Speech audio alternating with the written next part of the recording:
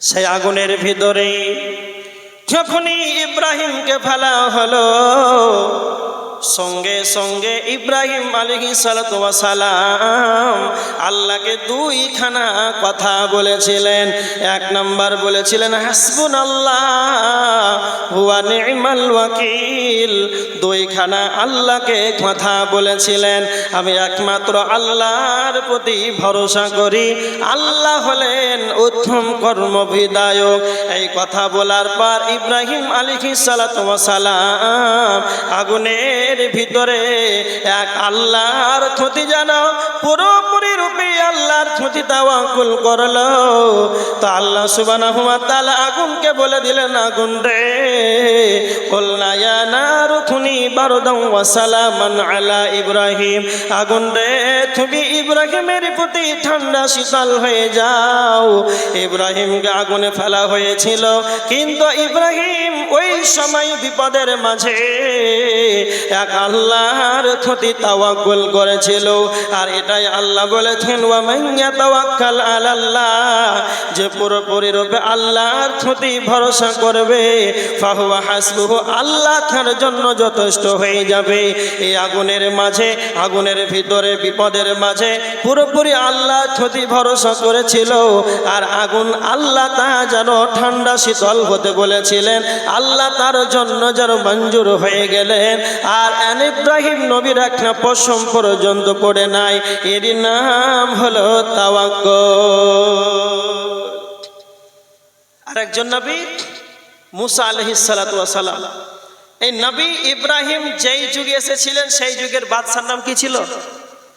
নমরুদ। সেই খাতারনাক। আর একটা খাতারনাক কে? ফিরাউন। মুসা আলাইহিস সালাতু ওয়াস সালামের যুগে সেই বাদশা ফিরাউন, সে বলেছিল আনা রব্বুকুমুল আলা, আমি তোমাদের সবচাইতে বড় রব। সূরা নাজিয়াত আয়াত নাম্বার 24। এই ফিরাউন বলে দিলেন যারা মুসার প্রতি ঈমান এনেছে তাদেরকে ধরো। ফিরাউনের সৈন্য দল ধরতে চলে গেল, আর মুসা আর মুসার সাথীরা পালাচ্ছে। পালাতে পালাতে পালাতে এমন একটা জায়গাতে হাজির, সামনে সমুদ্র, এমন একটা জায়গাতে পৌঁছে গেল। সামনে সমুদ্র, ডানে বামে পিছনে যেন ফিরাউনের সৈন্য দল ধাবাও করার জন্য তাওরা দৌড়ে আসছে। এই সময় মুসার সাথীরা বলছেন সূরা শুআরা, সূরা শুআরার 61-62 নম্বর আয়াত। মুসার সাথীরা বলছেন ক্বালা আসহাবু মুসা ইন্না লামুদরাকুন, মুসা রে এবার তো আমরা ধরা পড়ে গেলাম, এবার তো আমরা যেন পাকড়াও হয়ে গেলাম। তখন মুসার মুখ থেকে এই বিপদের মাঝে কি কথা বের হলো?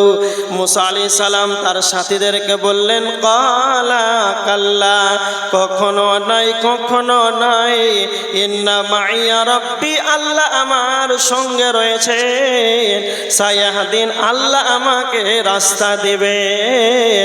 এই সময় বিপদের মাঝে সামনে সমুদ্র, ডানে বামে জানো পিছনে ফিরাউনের সৈন্য দল, বাঁচানোর মতন আর ক্ষমতা নাই। সেই সময় মহান আল্লাহর প্রতি তাওয়াক্কুলটা দেখেন।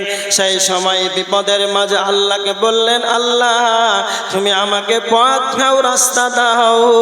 এই বিপদের মাঝে যেমন মুসা আলাইহিস সালাতু ওয়াস সালাম যেমন পুরোপুরি রূপে আল্লাহর প্রতি তাওয়াক্কুল করেছিল, আর সমুদ্রের মাঝে আল্লাহ মুসাকে পার করার জন্য রাস্তা বানিয়ে দিলেন। মুসা পার হয়ে গেল, তার সাথীরা পার হয়ে গেল। ওই রাস্তা দিয়ে যখনই ফেরাউনের সৈন্য দল ফেরাউন সহ গেল, ওই রাস্তায় যেন ভেঙে যেন সেখানে ডুবে তারা মারা গেল। কেন আমার বলা বাহুল্য, কথা এতটুকু, আল্লাহ বলেছেন ওয়া মান ইয়াতাওয়াক্কাল আলাল্লাহি ফাহুয়া হাসবুহু, আল্লাহ বলেছেন যারা আমার প্রতি তাওয়াক্কুল করবে, আমি মহান আল্লাহ তাদের জন্য যথেষ্ট হয়ে যাব। বর্তমান সমাজের মানুষ আপনারা দিশেহারা, তারাই বলছে যারা আমাদের ভারতবর্ষের অবস্থা, তারাই এনআরসি হবে আর এসআইআর হবে আর হেন তেন ডিটেনশন ক্যাম্প হবে, এই চিন্তাই যেন সারা ভারতবর্ষের মুসলমান যেন চিন্তিত হয়ে আছে। আধা ছোটা রেশন যেন ঠিক করেছে। তুমি মনে রেখে দাও, কিছুদিন তুমি বাঁচবে, কতদিন পৃথিবীর বুকে বাঁচবে? তিরমিজির হাদিস, বিশ্বনবী বলেছেন উমর উম্মতি মিন 60 সানাতান ইলা 70 সানা। আল্লাহর নবী বলেছেন আমার উম্মতের গড় বয়স হলো 60 থেকে 70 বছর। এটাই বিশ্বনবীর উম্মতের মানে আমাদের গড় বয়স 60 থেকে 70 বছর। আজকে আমার 40 বছর হয়ে গেল, আমার 50 বছর হয়ে গেল, এই করে করে 50 বছরটাকে যেন অতিবাহিত করে দিলাম। আজ আমাদের সরকার বলছে না এসআইআর হবে, যদি কালে তোমাদের অমুক সালের যদি ডকুমেন্টস না থাকে, জমির দলিল যদি না থাকে, 71 সালের যদি জমির দলিল না থাকে, তাহলে তোমাকে ভারতবর্ষে নাগরিকত্ব দেওয়া হবে না, তোমাদেরকে বাংলাদেশে যেন বহিষ্কার করা হবে। এই ভয়ে মানুষ যেন তাদের জমির দলিল ঠিক করলো, সামান্য 20 বছর বাঁচবে, 30 বছর বাঁচবে। এই জন্য আধার, ভোটার, রেশন, জমির দলিল ঠিক করার জন্য একবারে কম্পিউটারের দোকানে যেন লাইন দিয়ে দাঁড়িয়ে আছে। আর মুয়াজ্জিন বলছেন হাইয়া আলাস সালাহ হাইয়া আলাল ফালাহ। মুয়াজ্জিন বলছেন সালাতে এসো, সফলতা নিয়ে যাও। আর একজন হাজী সাহেব মুরব্বি যান, অনেক ভদ্র মানুষ যেন কম্পিউটারের দোকানের লাইন দিয়ে আছে, মসজিদের কাতার যেন ফাঁকা হয়ে আছে। এই সময় যেন ইমানদার কটাকে যেন খুঁজে পাওয়া যায় না। তার মানে আমার আপনার হাজির কোথায় না তো রেশন, আধার, ভোটার ঠিক করার জন্য আল্লাহ আমাদেরকে সফলতার জন্য মসজিদে ডাকলো, মসজিদ যেন ফাঁকা হয়ে আছে। আমরা কতটা আল্লাহর প্রতি আমাদের ঈমান আছে, আস্থা আছে, বিশ্বাস আছে, আল্লাহর প্রতি কতটা তাওয়াক্কুল আছে? একজন উঠে দাঁড়িয়ে বলেন আমি আল্লাহকে বলেছিলাম গভীর রাতে, আল্লাহ তো বলেছেন উদউনি আস্তাজিব লাকুম, তোমরা আমাকে ডাকো আর আমি তোমাদের ডাকে যেন সাড়া দেব। একজন আমরা আল্লাহকে বলেছিলাম আল্লাহ যেমন তুমি মুসাকে সেই বিপদের মাঝ থেকে তুমি উদ্ধার করেছিলে, যেমন তুমি ইব্রাহিমকে আগুনের ভিতর থেকে উদ্ধার করেছিলে, সামান্য আমরা এসআইআরের কেসে ফেসে আছি, আল্লাহ তুমি আমাদেরকে এই ফয়সালা করে দাও, তুমি আমাদেরকে এখান থেকে উদ্ধার করে দাও। একবার কোনো মুসলমান আমরা আল্লাহকে বললাম না, আর ইবাদতটাকে ছেড়ে দিলাম, নামাজের সময় হলো নামাজ আদায় করলাম না। তো আমার আল্লাহ বলছেন গোলাম রে ফালইয়াবুদু রাব্ব হাযাল বাইত ফালইয়াবুদু রাব্ব হাযাল বাইত। এই ঘরের ইবাদত করো, কাবা ঘরের ইবাদত করো, মানে আল্লাহর ইবাদত করো। আল্লাহ বলছেন আল্লাযী আত'আমাহুম মিন জু ওয়া আমানাহুম মিন খাউফ। আল্লাযী আত'আমাহুম মিন জু, তোমাদের খিদা লাগবে, আমি রব তোমাদেরকে খেতে দেব। আর তোমাদেরকে যখন কেউ ভীতু দেখাবে, ভয় দেখাবে, আমি সেই সময় মহান আল্লাহ তোমাদেরকে আমান দেব, আমি আল্লাহ তোমাদেরকে যেন নিরাপত্তা দেব। মুসলমান তুমি কোথায়? তুমি তোমার রবকে ছেড়ে দিয়েছ, ইবাদতে নাই, আল্লাহকে একবার তুমি বলতে পারলে না। এই সব তোমাদের ইমানে যেন পোকা লেগে আছে।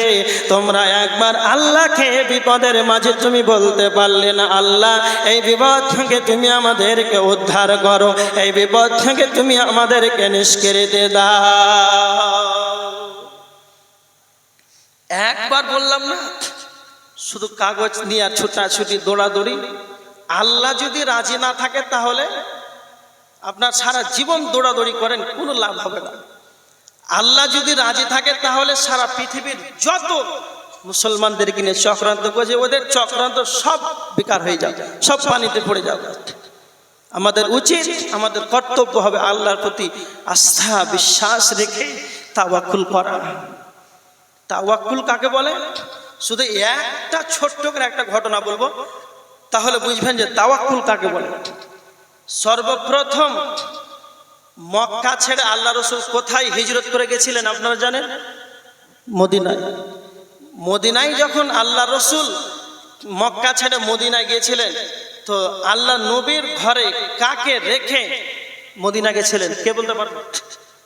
হযরত আলীকে।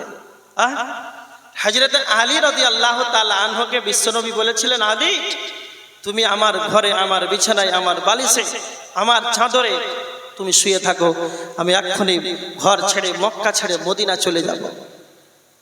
আচ্ছা বলেন, হযরত আলী রাদিয়াল্লাহু তাআলা আনহুকে আল্লাহ রাসূল দুইখানা কথা বলেছিলেন, মনে রাখেন দুইখানা।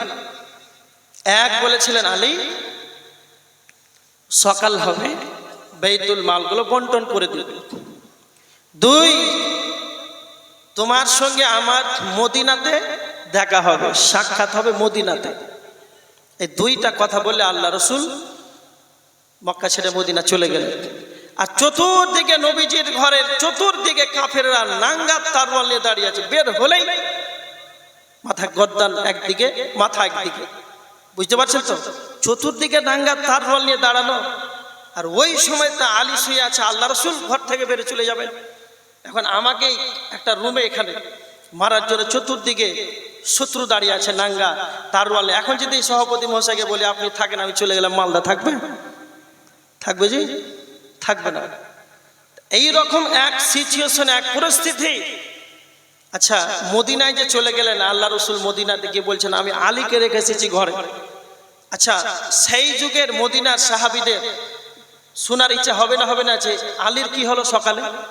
হবে না? হবে না? সেই যুগে তার টেলিফোনের ব্যবস্থা ছিল না যে ফোন করে জানবে যে কি হলো কি না হলো। এই হযরত আলী রাদিয়াল্লাহু তাআলা আনহু যখন মদিনাতে চলে গেছেন, মদিনাতে পৌঁছে গেছেন, আর পৌঁছা মাত্রই চতুর্দিকে একবারে হযরত আলী রাদিয়াল্লাহু তাআলা আনহুকে সবাই ঘিরে নিয়েছে। কেন? যে আলী, আল্লাহ রসুল আপনাকে ঘরে রেখে চলে এসেছে মদিনাতে, আর নাঙ্গা তারওয়ালে কাফেররা চতুর্দিকে দাঁড়িয়ে, আর তোমার যে সকালবেলা কি হয়েছে এই শোনার জন্য আমরা অপেক্ষামান হয়ে আছি। সেই সময় হযরত আলী রাদিয়াল্লাহু তাআলা আনহু যেন মুখ খুলছেন, ও রসুলের সাহাবীরা তোমরা শোনো, বিশ্বনবী নবী মুহাম্মদুর রাসূলুল্লাহ সাল্লাল্লাহু আলাইহি ওয়াসাল্লাম কোনদিন মিথ্যা কথা বলেছেন? তারা বলছেন না, আল্লাহর নবী কোনদিন যেন মিথ্যা কথা বলে নাই। ও রসুলের সাহাবীরা, ও আমার সাথীরা, তোমরা বলো বিশ্ব নবীর মুখ থেকে কোনদিন কি ভুলবশত মিথ্যা কথা বের হয়েছে? বলছেন না। যেই নবীর কোনদিন মিথ্যা কথা বলে নাই, যেই নবীর মুখ থেকে কোনদিন মিথ্যা কথা বের হয় নাই, সেই নবী আমাকে দুইখানা কথা বলেছিলেন, আলী রে সকাল হবে তো তুমি বাইতুল মালকে বন্টন করে দেবে। আমার এতটা তাওয়াক্কুল, যতক্ষণ পর্যন্ত সকাল না হবে ততক্ষণ পর্যন্ত সারা পৃথিবীর বেঈমানেরা আমার কিছুই করে নিতে পারবে না। দ্বিতীয় নাম্বার, নবী মুহাম্মদ সাল্লাল্লাহু আলাইহি ওয়াসাল্লাম আমাকে বলেছিলেন, হযরত আলী রে তোমার সঙ্গে আমার মদিনাতে দেখা হবে। তো আমি এতটাই আমার তাওয়াক্কুল, যতক্ষণ পর্যন্ত আমি মদিনা যাব, যতক্ষণ পর্যন্ত আমি মদিনা না যাব, যতক্ষণ পর্যন্ত বিশ্বনবীর সঙ্গে আমার মোলাকাত না হবে, ততক্ষণ পর্যন্ত সারা পৃথিবীর বেঈমানেরা যদি একদিকে হয়ে যায়, তারপর আলীর যেন কিছুই করে নিতে পারবে না। এই রকম তাওয়াক্কুল করে আমি হযরত আলী রাত্রিবেলায় যেন ঘুমিয়ে গেছিলাম। তাওয়াক্কুলটা কাকে বলে? যে তাওয়াক্কুলটা দেখেন এইরকম হচ্ছে তাওয়াক্কুল। তার মানে আল্লাহ বলছেন মুমিন যারা হবে তো সর্বদা যে কোনো কাজের সিদ্ধান্ত করবে তো আমার উপরেই ভরসা করবে, আমার প্রতি তাওয়াক্কুল করবে। নাম্বার 4, আল্লাহ বলেছেন আল্লাযীনা ইউকিমুনাস সালাতা, মুমিন যারা হবে তারা সালাত আদায়কারী হবে। যারা মুমিন হবে তারা সালাত আদায়কারী হবে। এক কথা মনে রাখবেন, বেনামাজি কোনোদিন মুমিন হতে পারে না, বেনামাজি কোনোদিন মুমিন হতে পারে না, আর বেনামাজি কোনোদিন মুমিন হতে পারে না, আর মুমিন কোনোদিন বেনামাজি হতে পারে না।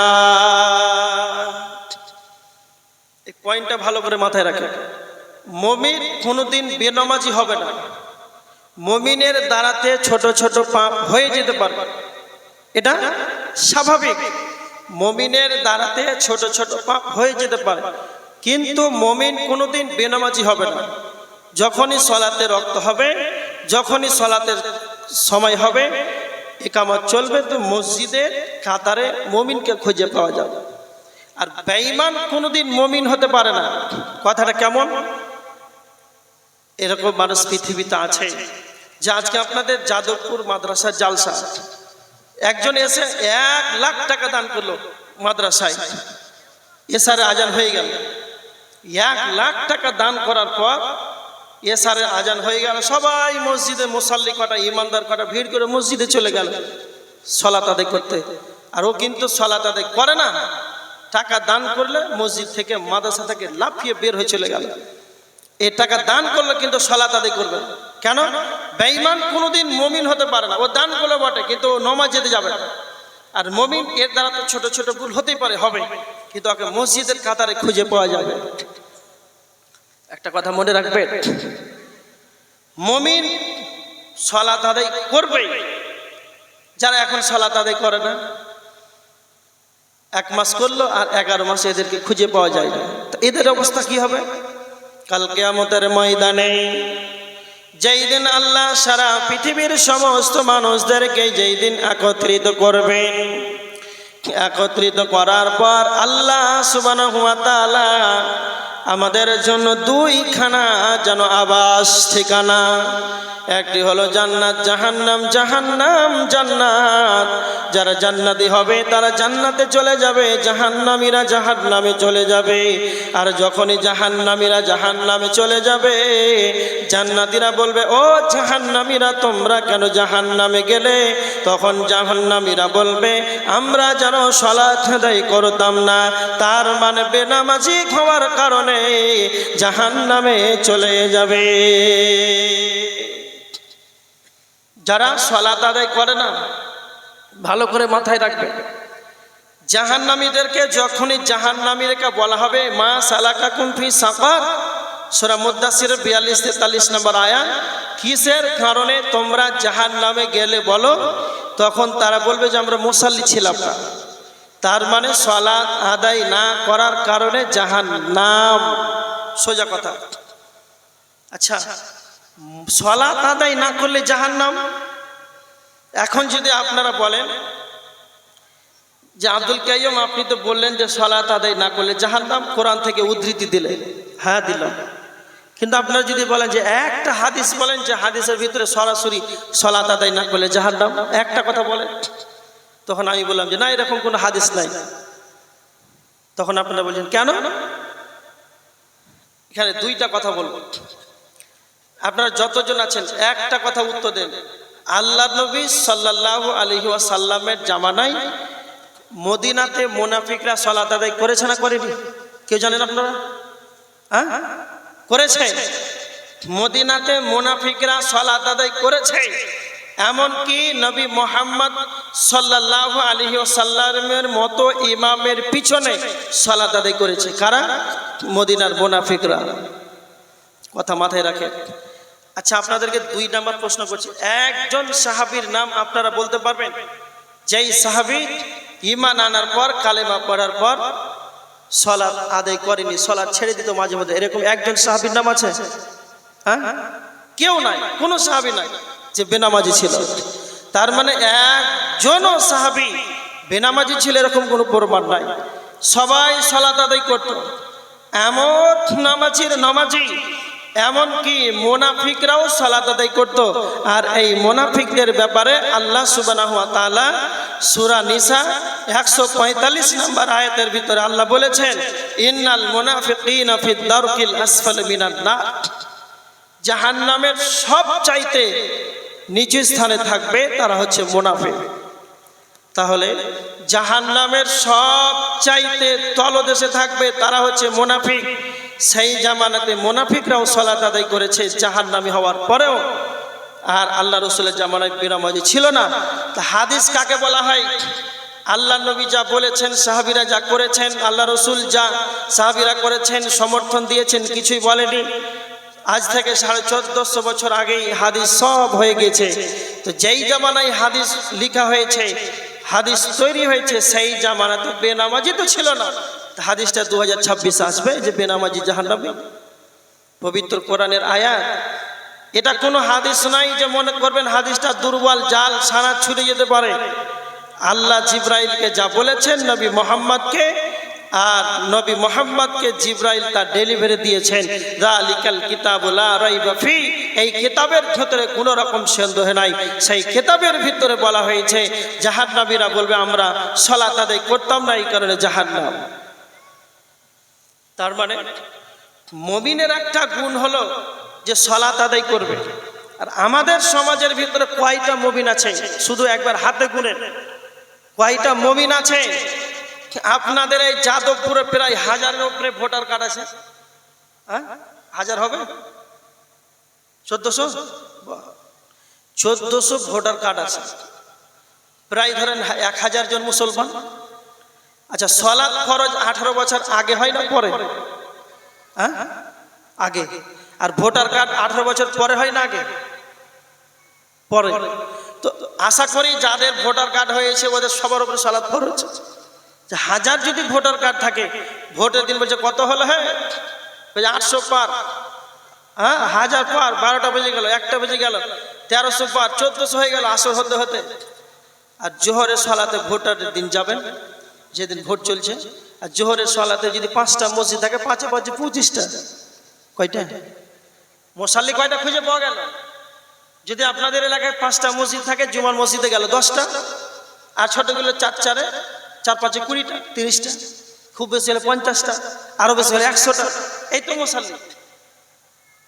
পৃথিবীতে কতজন সালাত আদায় করছে আর কতজন মুসলমান আছে?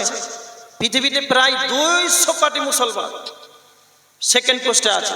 পৃথিবীতে সবচাইতে বেশি আছে খ্রিস্টান, 250 কোটি। আর সেকেন্ডে আছে দ্বিতীয় নম্বরে মুসলমান, 200 কোটির অধিক এখন আছে। আর নামাজি কয়জন আছে? শুধু মুসলমানদেরই কথা বলছি। আর যদি সালাত আদায় না করে তাহলে জাহান্নামে দিবে। আর একজন কাফের জাহান্নামে যাবে তো তার কতটা জায়গা লাগবে জাহান্নামে? মক্কা থেকে মদিনা যত দূর, প্রায় 400 কিলোমিটার ধরে। একটা কাফেরকে জাহান্নামে বসতে জায়গা লাগবে প্রায় কলকাতা থেকে আপনাদের এই দুর্গাপুর রায়গঞ্জ পর্যন্ত। কত দূর? সারা রাত নাইট সুপার লাক্সারি বাস 120-তে চলছে, তো সারা রাতে পৌঁছতে পারে না। তাহলে একটা কাফেরকে এতটা জায়গা লাগবে, আর এত মানুষ জাহান্নামে যাবে। তারপরে জাহান্নাম বলবে হালিম তাল্লাহ আতি ওয়া তাকুল হালবি মাসিদ, আল্লাহ আর কিছু আছে কি? এর নাম হচ্ছে জাহান্নাম। এর গভীরতাই কত! মানুষই জাহান্নামে যাবে। ওয়াকুদুহান নাস, জাহান্নামের ইন্ধন হবে মানুষ। সূরা বাকারা আয়াত নম্বর 24, সূরা তাহরিম আয়াত নম্বর 6। ওয়াকুদুহান নাস, জাহান্নামের ইন্ধন হবে মানুষ। এই মানুষটাই তো জাহান্নামে যাবে। কাউকে জাহান্নামী বলা যাবে না, কাউকে জাহান্নামী বলা যাবে না। কিন্তু বেনামাজি জাহান্নামে যাবে, সমস্ত ওলামাদের মত, কোরআনের আয়াত। একটা কথা মনে রাখবেন, বর্তমান সমাজে দুর্ভাগ্যের বিষয়, সোশ্যাল মিডিয়াতে একটা পোস্ট খুব ভাইরাল হচ্ছে। যে রমজান মাসে 5 ওয়াক্তের কিছু মুসাল্লি দেখা দিয়েছিল, তাদের পরনে ছিল মাথায় টুপি, শার্ট, কারো পাঞ্জাবি, কারো লুঙ্গি, কারো প্যান্ট। এখন মুসাল্লি কটাকে আর খুঁজে পাওয়া যায় না। যদি আপনারা পান মসজিদে পৌঁছে দিবেন, এর বিনিময়ে আল্লাহ আপনাকে আখেরাতে দিবে। আর সব শেয়ার করছে আর ভাইরাল করছে। আচ্ছা বলেন তো, এটা আমাদের হাসির খোরাক না দুর্ভাগ্যের বিষয়? কপাল পোড়া মুসলমান, ওর ইমানে পোকা পড়ে আছে। আল্লাহ নবী দোয়া করতেন, আল্লাহ আমার আমলগুলোর জন্য কবুল হয়। আর বর্তমান সমাজের মুসলমান এরা আমল করার পর ঈদ চলে আসে, ঈদুল ফিতর, ঈদের সালাত আদায় করে ওর গাড়িগুলোর স্করপিও একবার রেডি, একবারে বাঁশের স্টার্টের মাথায়, আর ওই গাড়িগুলোর একবারে ওই হুডে বক্স, ডিজে, গ্যাস সিলিন্ডার, যাবে কোথায় না পিকনিক বানাতে যাবে শিলিগুড়ি। আপনাদের সমাজের মুসলমানরা করে না? না, ঈদের পরে ঘুরতে যাই নাই?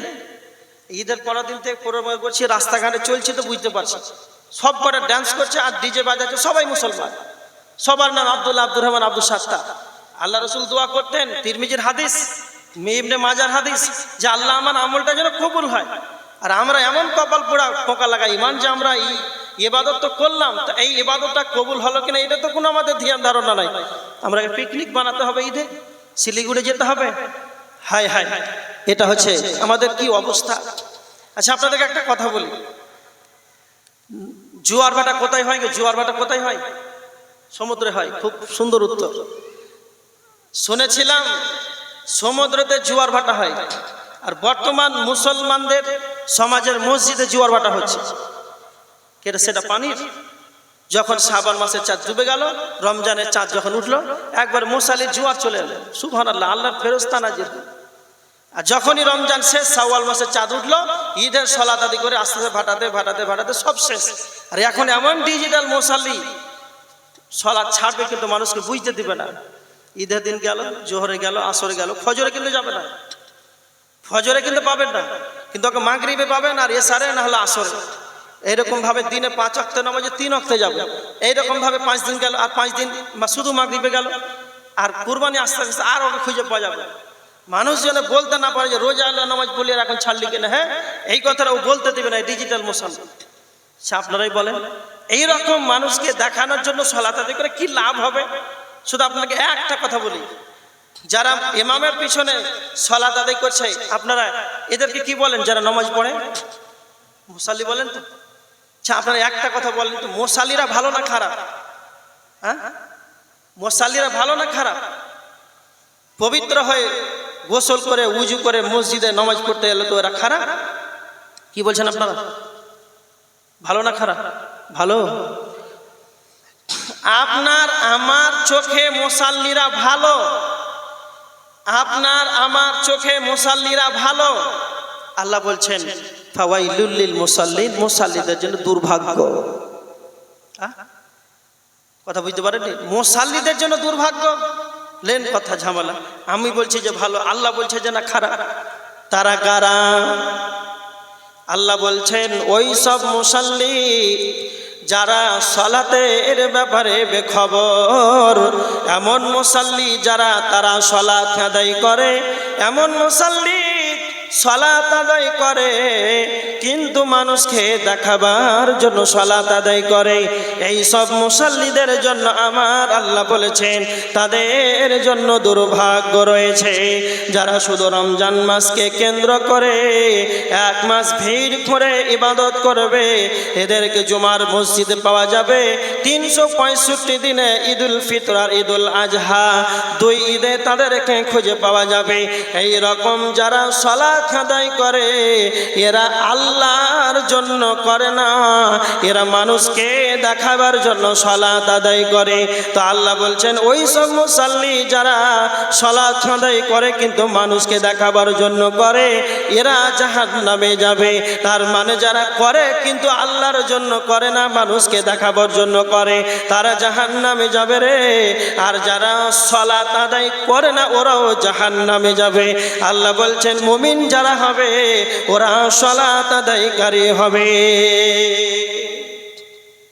যদি আপনি সালাত আদায় করেন, আবু দাউদের হাদিস, আল্লাহ রাসূল বলছেন কিয়ামতের দিন সর্বপ্রথম হিসাব হবে সালাত। শুনে আসছেন অনেক দিন থেকে, যার সালাত ঠিক আছে সব ঠিক আছে, যদি না ঠিক থাকে সব বরবাদ। সহিহ হাদিস আবু দাউদের। আপনাকে একটা সত্য কথা বলে যাই, এই হাদিসটা একবার লক্ষ্য করেন তো, যার সালাত আল্লাহর কাছে গ্রহণযোগ্য হবে তার সব আমল আল্লাহর কাছে গ্রহণযোগ্য, আর যার সালাত আল্লাহর কাছে গ্রহণযোগ্য হবে না সব আমল বরবাদ। আচ্ছা, এখন যারা সালাত আদায় করছে তারা ঠিক আছে, আর যারা করে না ওরা মাদ্রাসা মসজিদে দান করে না, করছে না? করে না? করে। 5 ওয়াক্তের মসজিদে ওদের কাতারে হাজিরি নাই, দান 40,000, 50,000, 1 লাখ, 2 লাখ। বেনামাজির দান আরো আল্লাহ ওদেরকে বেশি দেয় না? অনেক বেনামাজি আছে লাখ লাখ টাকা দান করে। তা আপনি বলেন এই আমলটা ওর কি হবে? এই যে দানটা ও পাবে কি পাবে না? এই হাদিস অনুযায়ী পাবে। শুধু একটা ছোট্ট করে আপনাকে উদাহরণ দিচ্ছি। আপনাদের গ্রামে একজন টোটোওয়ালা দিনে 1,000 টাকা সারাদিন টোটো চালিয়ে ইনকাম করে। আর আপনাদের গ্রামে একজন প্রধান আছে, তো মাথা মোটা, অত বিবেক নেই, টাকার জোরে প্রধান হয়ে গেছে। আর এখনকার যুগে তো ওরকমই তো হচ্ছে। হ্যাঁ, সিগনেচার করতে জানে না, স্টাম্প মারছে, টিপ মারছে, ও বলে মন্ত্রী, ও এমএলএ, ও টিকিট পাচ্ছে। এখন সোশ্যাল মিডিয়া বের করে নার্সারিতে ওয়ানে কোনোদিন ওর মার্কশিট নেই, আর এখন ও এমএলএতে দাঁড়াচ্ছে বিধানসভাতে। বাস সহ্য ব্যাপার। তা এইরকম একজন মাথা মোটা বিধানসভাতে দাঁড়িয়েছে, প্রধান ধরেন আছে। বুঝানোর জন্য আপনাকে বলছি, এই টোটোওয়ালা স্টেট ব্যাংকে একটা পাস বই করেছে। আর পাস বইটাকে বানানোর পর ওর মাসে যদি 1,000 টাকা করে দিনে ইনকাম, তাহলে মাসে কত হবে? 30,000 টাকা। আর ওই ভাবছে যে 10,000 টাকা সংসারে খরচা করব, আর গরিব মানুষ 20,000 টাকা করে জমা করব, বাড়িঘর করব। এই ঘরে 20,000 টাকা মাস অ্যাকাউন্টে প্রত্যেক মাসে জমা করে। ও তো চালাক খুব, পাস বই আগে বানিয়েছে, তারপরে সে জমা করছে। বুঝতে পারছেন? আর ওই মাথা মোটা প্রধানের অনেক টাকা, মানুষের মেরে মেরে সব টাকা ওর নামে। ঘরে সে 1,20,000 ঢুকবে, তো গরিব মানুষের কাছ থেকে আগে ৭০,000, ৬০,000 টাকা নিয়ে নিয়েছে। এরকম ভাইটা না? তাহলে ওর টাকা কত হতে পারে? ও তখন মাথা মোটা, বুদ্ধি কম, ওই স্টেট ব্যাংকে যাচ্ছে আর টাকা জমা করতে যাচ্ছে। কিন্তু ওর এটা বুদ্ধি নাই যে আমাকে পাস বই বানাতে হবে। হ্যাঁ, এটার বুদ্ধি নাই যে আমাকে পাস বই বানাতে হবে। ওই টুকটিকিওয়ালাকে দেখছে যে 15-20,000 টাকা মাস জমা করছে, ও কিন্তু 1 লাখ টাকা করে নিয়ে যাচ্ছে। আর ওই ব্যাংকের ফুক্কা ওই জান্নাগুলো আছে সব চালিয়ে দিল টাকাটা। কথাটা ভালো করে বুঝে। এই টুকটিকওয়ালা চালাক মানুষ পাস বই নিয়ে ম্যানেজারকে দিচ্ছে যে আমার বই এই টাকাটা অ্যাকাউন্ট নম্বরে জমা করেন। আর ও পাগলা জান্নাত দিয়ে লাখ লাখ টাকা মাসে চালিয়ে চলে আসছে। এখন 1 বছর পর টোটোওয়ালা বলছে অনেক টাকা জমা করলাম, 1 লাখ টাকা উঠিয়ে নিয়ে আসে। অন্তত একটা রুম করি ছাদ ঢালাই করে। ওই পাস বইটা নিয়ে গিয়ে ম্যানেজারকে গিয়ে বলছে, ম্যানেজার সাহেব বইটা নেন, আমাকে এই নাম্বারে 1 লাখ টাকা তুলে দেন। তো ম্যানেজার ওর নাম্বারে টিপলো, ফিঙ্গার নিলে, বলছে হ্যাঁ আপনার টাকা আছে। 1 লাখ টাকা মারলো, টাকা উঠে গেল। আর ওই পাগলা দাঁড়িয়ে আছে পিছনে, বলছে আমি তো লাখ টাকা দিয়েছি মাসে, তো আমি 10 লাখ টাকা একবারে নেব। তখন এই টোটোওয়ালা যেমন চলে গেছে টাকা নিয়ে 1 লাখ টাকা, আর এই পাগলা প্রধান সাহেব দাঁড়িয়েছে, বলছে আমাকে 10 লাখ টাকা দে। বলছে তোমার পাস বই দাও। বলছে পাস বই? পাস বই তো নেই। বলছে পাস বই না হলে তো টাকা উঠবে না। বলছে আমি প্রত্যেক মাসে 1 লাখ টাকা করে জান্নাত দিয়ে চালিয়েছি, আপনার বলেন এই টাকা পাবেন? হ্যাঁ, তার মানে যদি কালে আপনার পাস বই থাকে, অ্যাকাউন্ট বই যদি আপনার থাকে, 1 টাকা যদি জমা করেন সেই টাকাটা পাবেন, 1 লাখ টাকা জমা করলে সেই টাকাটা পাবেন। আর যদি কালে আপনার পাস বই নাই, 1 লাখ 5 লাখ টাকা যদি দিয়ে যান, তাহলে আপনার 1টা টাকা ফেরত আসবে না। কথাটা ভালো করে বুঝেন। সালাত অনুরূপ হলো আপনার পাস বই। যদি 1 টাকা দান করেন, 1 লক্ষ টাকা করেন, তাহলে কিয়ামতের দিন এর জন্য বদলা পেয়ে যাবেন। আর যদি আপনার সালাত না থাকে, পাস বই যদি না থাকে, তাহলে এর আপনার 1 লাখ 5 লাখ দান দিয়ে কোনো লাভ হবে না। এজন্য আমার আল্লাহ বলছেন, আল্লাযীনা ইউকিমুনাস সালাত।